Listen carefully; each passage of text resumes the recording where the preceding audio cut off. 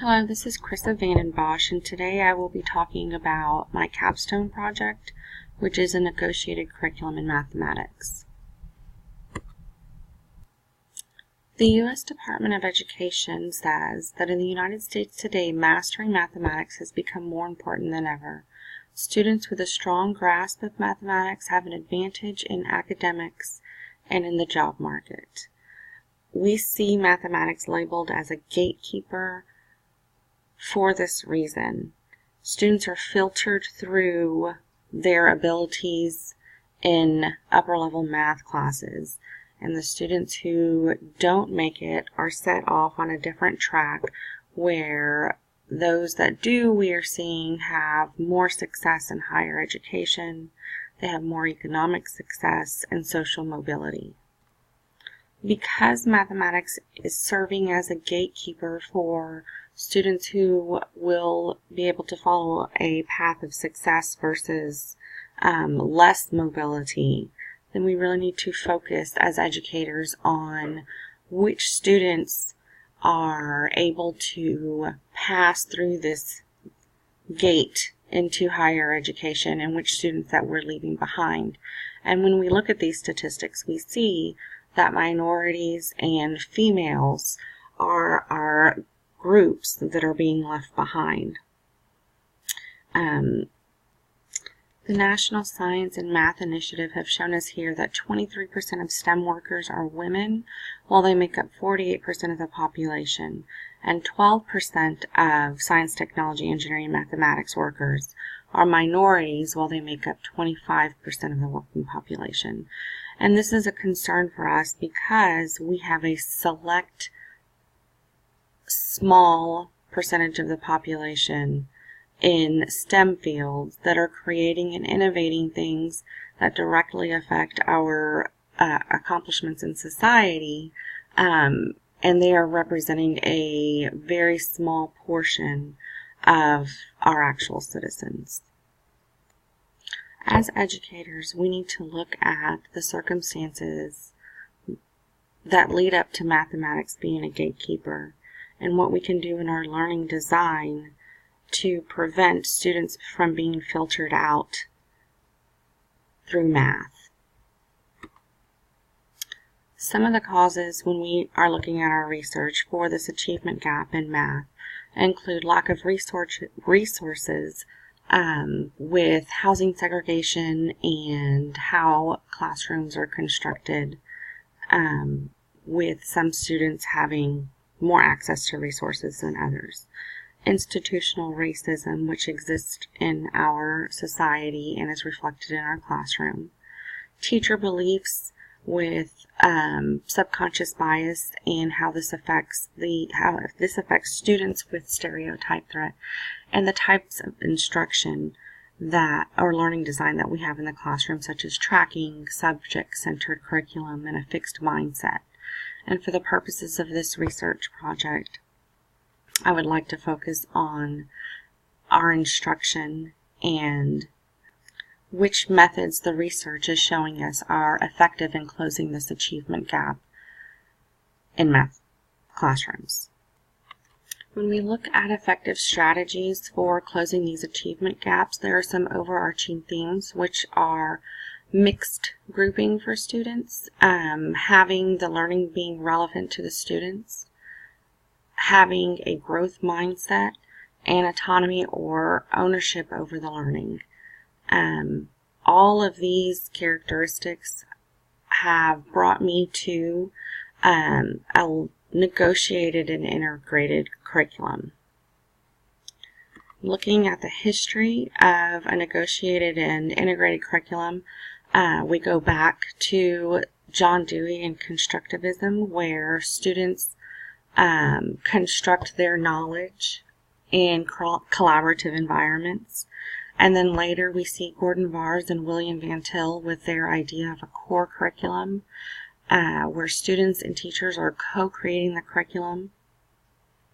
And then later James Bean, who elaborated on core curriculum with the democratic core curriculum, again with students and teachers negotiating larger themes to bring into the overlying framework of curriculum, and those themes being focused on social and cultural concerns that students have, and all learning stemming from that lens of the common theme that has been established in the classroom. While this idea of an integrative and negotiated curriculum has been around for many years, we've seen recently that classrooms and educators are drawn away from this philosophy due to increased standardized testing and high-risk testing and more measures of accountability. Looking closer at the student-centered integrative curriculum, the characteristics, the first one being relevance. When we look at students who are successful in math, they're able to see the importance or the relevance of the math that they're doing.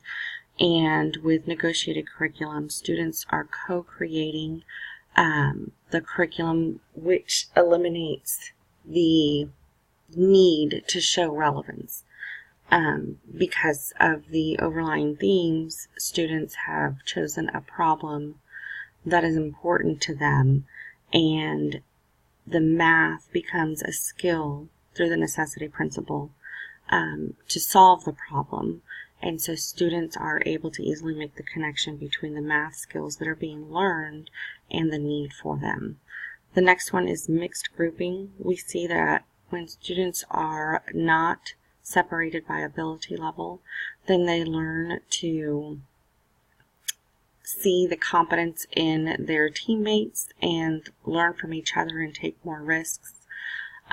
So for both high achieving and low achieving, having mixed grouping benefits students more than segregating them. The next one is negotiated themes. So having learners negotiate the themes that are important to them, either socially or personally, gives them a platform to receive and express the information in their learning in different ways. And again, that goes back to the relevance and ownership of the learning. And this falls in line with the universal design for learning, where we're giving students many opportunities to receive their information and how they want to work with their information and how they would like to express what they have learned. And the last one is the purpose or the why for the learning.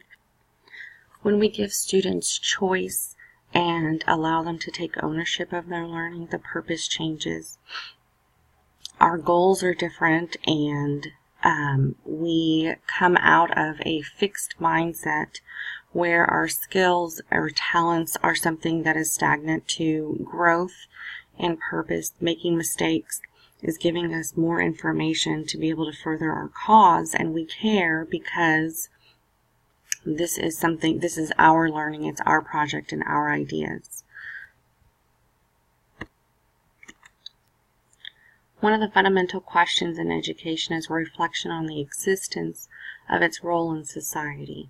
What is the purpose of education? What do we want our children to know, and how can we best accomplish this purpose? Through the lens of equity and inclusivity, this capstone project will examine the effects of an integrative curriculum on the achievement gap in mathematics. For my project, I would like to implement a negotiated and integrative curriculum at the middle grades. I am currently a teacher at A+F Middle School, and we specialize in personalized learning. We have 6th through 8th grade students, and they are all mixed together. We do not separate students out by ability level or grade level. We also have an integrative curriculum because we do have our students 8 hours a day, and they are not switching classes according to subject. They are with their 3 learning coaches all day long, and we integrate curriculum throughout the school day.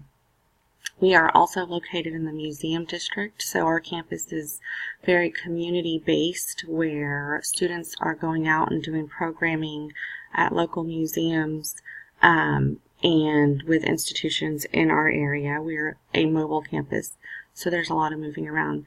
And I feel like this is a great platform to be able to implement some project-based learning around the idea of having students negotiate their curriculum and looking at what the effects are of that in mathematics.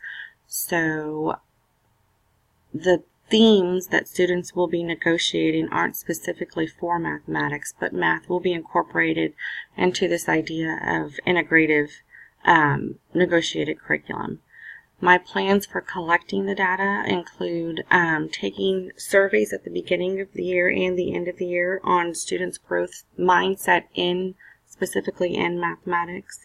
Students also take a survey that's called the MESH survey that assesses their mindset, essential skills and habits in the classroom, and it's a great reflection tool to see how students feel about the learning that has happened and their relationships with their peers and their learning coaches.